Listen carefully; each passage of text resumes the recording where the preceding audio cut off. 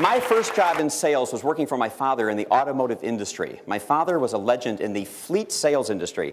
That's the sale of corporate vehicles to companies, leasing companies, rental car companies like that. And I'd been working for my father for a few years inside the office, and one day he calls me into his office and he says, "Hey, I've got some exciting news for you." I said, "What's that?" He goes, "It's time for you to join the big boys." I said, "Well, what does that mean?" He said, "Effective today," he said, "you're going into sales." He goes, "You are now the Midwestern Regional Fleet Sales Manager for Long Chevrolet. You have an office downstairs. We've put the phone book on the desk for you to look for prospects. The phone is hooked up. Your business cards are printed. Your name is on the door." He said, "Go get 'em, Tiger." Well, I went down to this office with no sales training whatsoever. I had never sold anything in my life. And I sat there for a month. And do you know how many people I called? Zero. Nobody. Because you see, I could open the phone book, and just by opening the phone book and looking at the names of the prospects, just looking at the names of people in the phone book, I could tell that it was the wrong psychological moment to interrupt them. I had a self-esteem issue. I had a fear of rejection issue. Well, I knew I had to do something, so after a month of not calling anybody, I knew somebody was going to ask. So you have to imagine how difficult this was. Here is this 20-something son going to his sales legend father, admitting that he cannot sell. And my father took it extremely well. He said, "You know, you're right." He goes, "I never gave you any sales training." He says, "Come on in here. Let's make some calls." Well, let's make some calls really meant that my dad was going to make some calls, and I was going to sit on the other side of the desk and listen in. And this was pre-speakerphone, so I'm only hearing one half of the conversation, which went something like this. "Okay, look, ABC Rent-A-Car. I've never called on these people before. Let's give them a call." "Yes, purchasing, please." "Sure, I'll hold." "Great, Tom, my name is Don Fenton. I'm the Vice President of Fleet Sales at Long Chevrolet. We've been in business for 22 years. My dad does his sales presentation. He says, "Sure, hang on." He says, "Hand me that yellow pad." I slide the legal pad across the desk. My dad goes, "Yeah, terrific. Takes about 6 weeks, right? Oh yeah, of course, we invoice you. Terrific. Looking forward to doing business with you too." My dad hangs up the phone. He says, "Here, ABC Rent-A-Car would like to buy 20 cars, 10 Malibus, 10 Impalas, mix the colors, mix the interiors. That's selling." I took this yellow pad, I walked to the door, I closed the door behind me, and that was the moment I decided to leave the car business. I had been working for a clothing chain for about 2 months. My sales were completely abysmal. I was completely convinced that if my sales didn't improve, that they were going to fire me.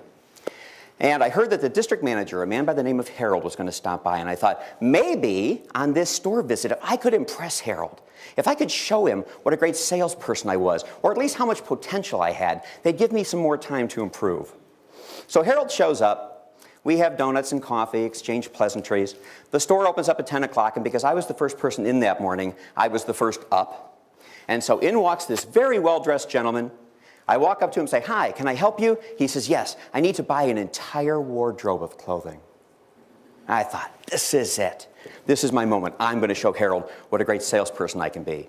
And for the next 45 minutes, I took care of this man. He bought a suit, a sport coat, a few pair of slacks, shirts, ties, shoes, socks, belts, underwear, collar pin, pocket square. I mean, he bought just tons of stuff. Came to $1,100. And for our price point, that was a really good sale. So I rang him up, walked him out of the store. I came back in, and now I was waiting for Harold to congratulate me on my spectacular sale. And Harold didn't say anything. So I started moving towards Harold so that I would be in his line of sight. And finally, we ended up standing side by side next to the cash register, and Harold finally threw me a bone. He said, "That was a nice sale, kid." I said, "Yeah, man, did you see that? $1,100, that was a good one, huh?" He goes, "Yep, nice sale." It's a moment of silence. And then Harold said, "Can I ask you a question?" I said, "Sure, what?" He said, "Out of curiosity," he said, "what did that customer say no to?" And I said, "Harold, were you not watching the same sale I just had? That was an $1,100 sale. He bought a suit, he bought a sport coat, he goes, whoa, hang on." He says, "We already know what he said yes to." He said, "Yes is always the easy part. You just take the sales check and you look at everything the customer bought, and that's everything they said yes to." He said, "What I'm asking you is, what did that customer say no to?" And I stopped and I reviewed the sale in my head from the moment that customer walked in until I walked him out of the store.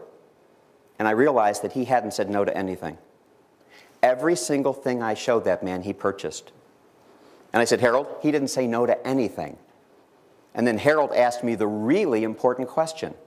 He said, then how did you know he was done? Well, it was real simple how he knew he was done. You see, I had never spent over $1,000 on clothing for myself in my life. That was a lot of money to spend. I couldn't comprehend somebody spending more than $1,000 on clothing on a single trip into a store. And when a customer got to my mental spending limit, when they got to $1,000, they were done. We're sitting in the office one day, talking about prices. And Andrea says to me, I got the new Norm Thompson catalog. There's a cake in here that I'd like to buy. I said, yeah, go ahead. I'm sitting at the desk typing away. She goes, well, don't you want to know what it costs first? And I'm thinking, how much could a cake cost, right? She says, yes. And I'm thinking, wow, she's making a big deal over this.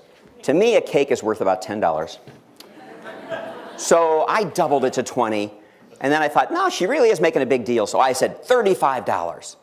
She said, no, higher. I said, really? $50. She goes, keep going. I said, oh, come on, $75. She goes, keep going. I said, oh, please don't tell me there's a $100 cake out there. She said, keep going. Now, I admit it's one heck of a cake. You see the picture up on the screen. This is from artist-turned-baker Polly Schoonmaker. Whimsical rosebuds, zany dots, and silly squares dance merrily. That's got to be like $30 right there. Over this topsy-turvy, 10-inch in diameter cake that serves 14 people, $180. And then in very small print it says, sorry, no gift wrap. For $180 I want the cake, I want it gift wrapped, and I want somebody to come to my house and polish my car. That is a tremendous amount of money. I can't even comprehend that for a cake. And yet, apparently, somebody's spending that money on cake. So I've been carrying this thing around the countryside, and it started getting kind of ratty. It's fallen apart a little bit. So I thought I would call the Norm Thompson Company and ask them to send me a new catalog so I could get an updated catalog. So I called. I got a young lady on the phone. I said, could you please send me a new catalog with that Polly Schoonmaker cake in it? And she goes, oh, I'm sorry, sir. We no longer carry that cake. I said, see, I knew it. Nobody's spending $180 on a cake. She goes, no, we have a new cake now. It's on the cover. It's $200. Whether people are going to say yes, whether they're going to say no, how much they're willing to spend, it's really not our decision. People will shock you and surprise you as to what they'll buy, what they'll do, and what they'll spend on things when we allow ourselves to get out of the way of the process. As kids, we had enormous numbers of things that we needed to do where we needed to fail at over and over again, like learning to tie our shoes and ride our bicycle and dating and walking. I read a research project recently where it said the average child has to fall approximately 200 times before it finally walks successfully. Now, I want you to imagine a child who, after falling and hitting its head on the coffee table for the 9th time, says, that's it, I'm done. I am just going to lay here and they can take care of me.